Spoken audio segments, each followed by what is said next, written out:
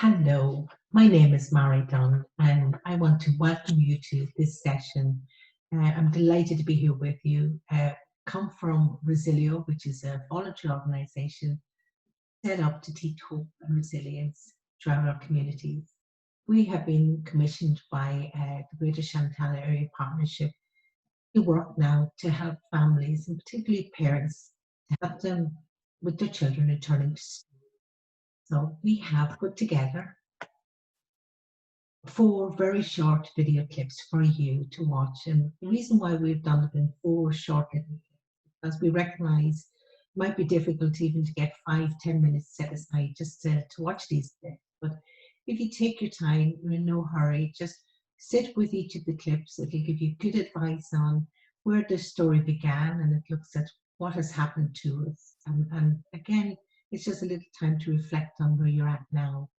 We're also looking at emotions and recognizing that many children today, their anxiety levels may be a lot higher than preparing for normally going back to school. So the anxiety levels are high.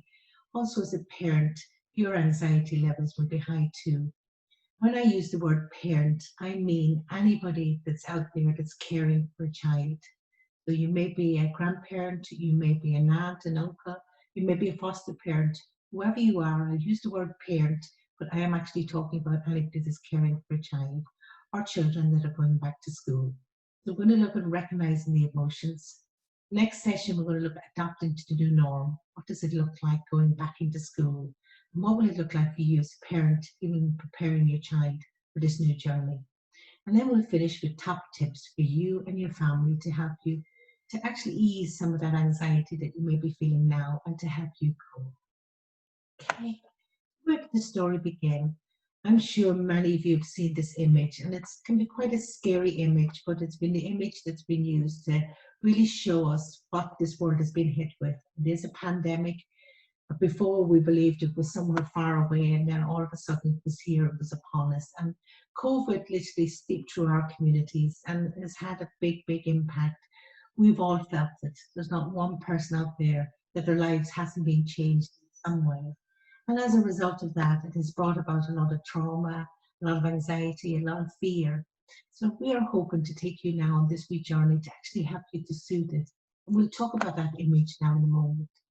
The other thing is, did we ever believe that we would see this, that our schools would end? When last year you were preparing your children for back to school, would you ever think that, you'd be hanging up their uniforms in February and they would sit in the wardrobe? You ever think that school life would just shut down and everything would change so much for you? In reality, has happened.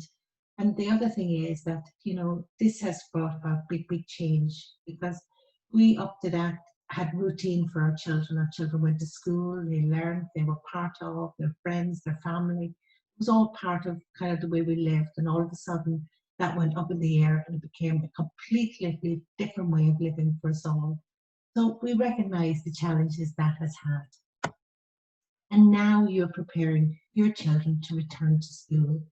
And if you think of this time last year when you were preparing your children to return to school, it was the excitement and the anxieties, and they were actually all good anxieties that fear the unknown. This year it's a little bit different, and the word that we've used up there is safe. How do we keep your children safe? How do you stay safe? And again, we'll look at that in session 4, keeping ourselves safe. Just notice, even when you use the word safe, how it actually increases our anxiety, also the anxiety in our children. We'll look a little bit more now at that. But to start with, I want to ask you something. What's the most important thing you've done this year? That question just for a moment, because I'm sure you haven't need to have time to breathe as a parent over the last couple of months.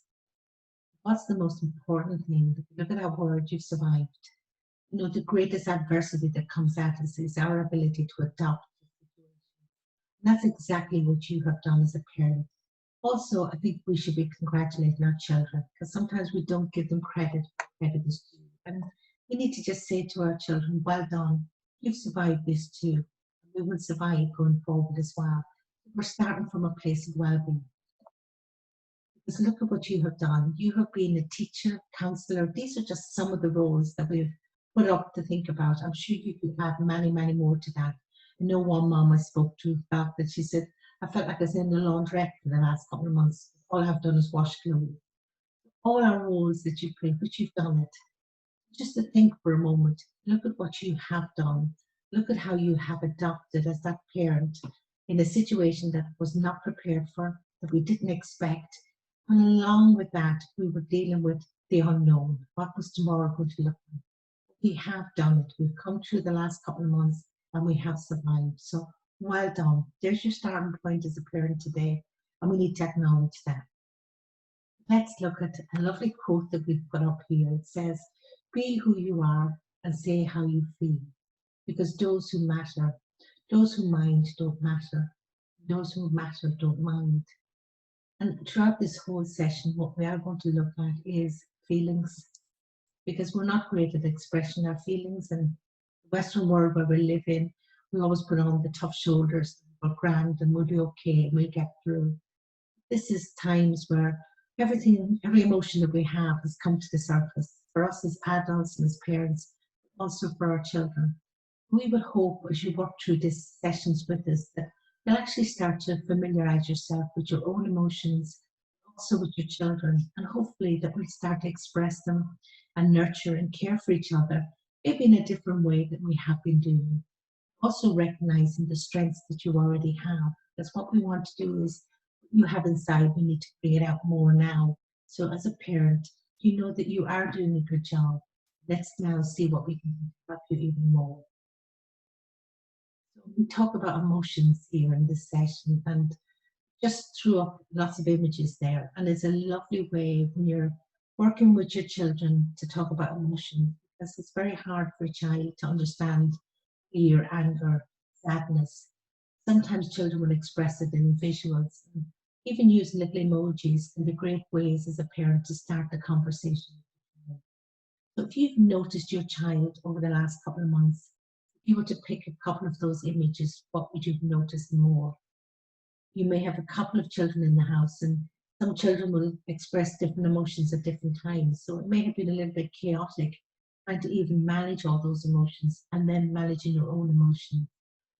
Children, here's lovely images that can be used. And as I said, it's a great starting point to look at what would an image look like angry Andy is down there, and even getting children to name their emotions.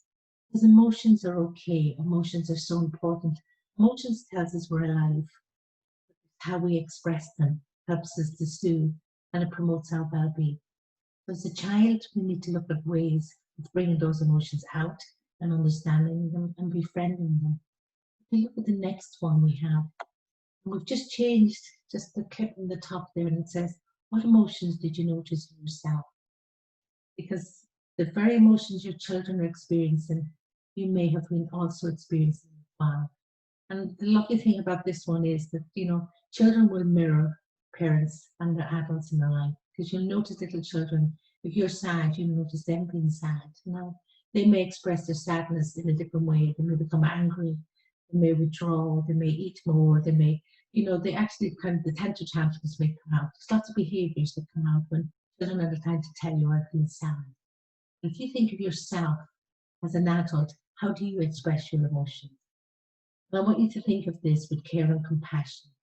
Adults, we can be very, very hard on ourselves. Why did I get angry? Why am I frustrated? And we need to ask those questions of ourselves with care and compassion instead of the rituals that we go at as to attack. Why am I like this? Just notice those emotions that you're feeling. If you are to help your child, you must start with yourself. You must start to look at how do you soothe your emotions. Look at some of the strategies in session 4 that will help you as well to unravel emotions. But first thing is just name. Name your emotions, claim them. What am I responsible for? What can I do about it? And then how can I tame those emotions? It's not about getting rid of them, but taming them and feeling safe to express them. That's the most important thing going forward. For you as a parent, also for you. It's a lovely little video we're going to finish with on session 1, and it says the best way out is always through. Our journey of life is about progress. Just listen to them, look at the images. There's a lovely little piece of music. reflect what I've been chatting about, emotions, your feelings, your children. Just hold them for a moment. That's okay, and let's listen to this piece of work.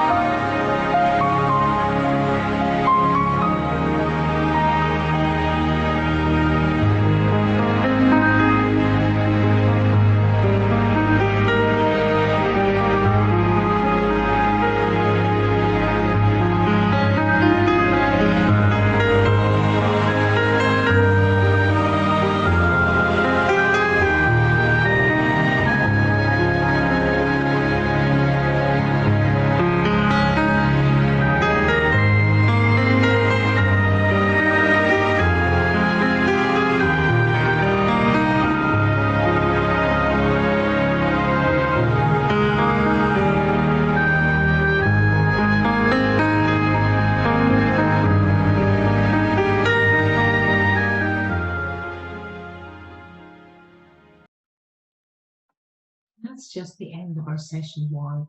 We've also added here some just additional support should you need it, even now as you start this journey of looking at your emotions.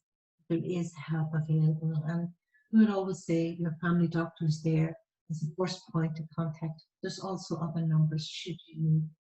And I look forward to seeing you now in session two. Thank you.